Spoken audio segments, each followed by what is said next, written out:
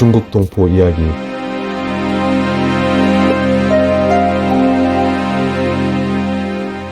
저는 중국 길림성의 이도백화에서 태어났습니다. 이도백화는 산세가 좋고 물이 맑고 공기도 좋은 시골 마을입니다.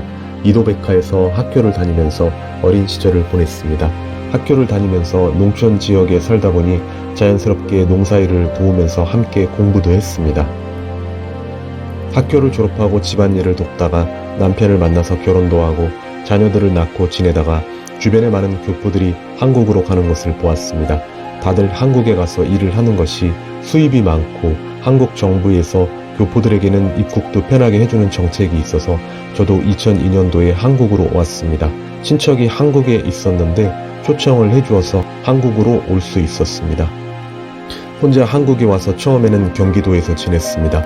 무엇을 하며 지내야 하나 생각을 하다가 식당 일을 시작했습니다. 중국에서 살 때 농사일을 많이 했기 때문에 식당 일을 하는 것이 어렵지는 않았습니다. 그러나 오랜 시간 노동일을 하다 보니 몸이 점점 안 좋아졌습니다. 지금은 몸이 불편해서 일은 못하고 집에서 쉬고 있습니다. 한국에서 제가 살고 남편과 자녀들은 중국에서 지내고 있었는데 몇 년 후에 남편도 제가 초청을 해서 한국으로 오게 되었습니다. 자녀들은 중국에서 사는 것이 더 좋다고 해서 지금까지 중국에서 직장을 다니면서 길림성에서 계속 지내고 있습니다. 한국에서 살아가기 위해서 생활비가 많이 필요한데 제가 지금은 나이도 들고 몸이 불편해서 일을 못하고 있고 남편이 환경미화와 관련된 일을 하면서 생계를 유지하고 있습니다.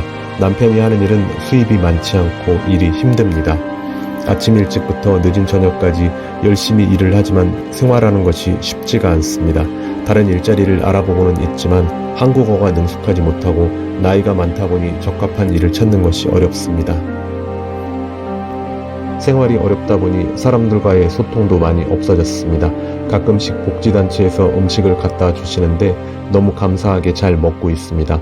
요즘 음식 재료비가 많이 올라서 식비가 많이 드는데 음식을 가져다 주시니 많이 도움이 됩니다.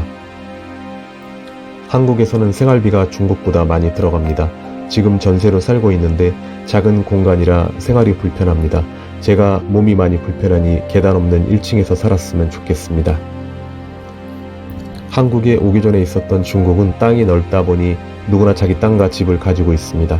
중국 교포들이 한국에서는 힘들게 반지 하나 지하 같은 곳에서 사는 경우가 많지만 중국에서는 누구나 자기 집이 있고 자기 땅이 있습니다. 한국에서는 물가도 비싸고 일을 하지 않으면 생활비를 감당하는 것이 쉽지가 않습니다.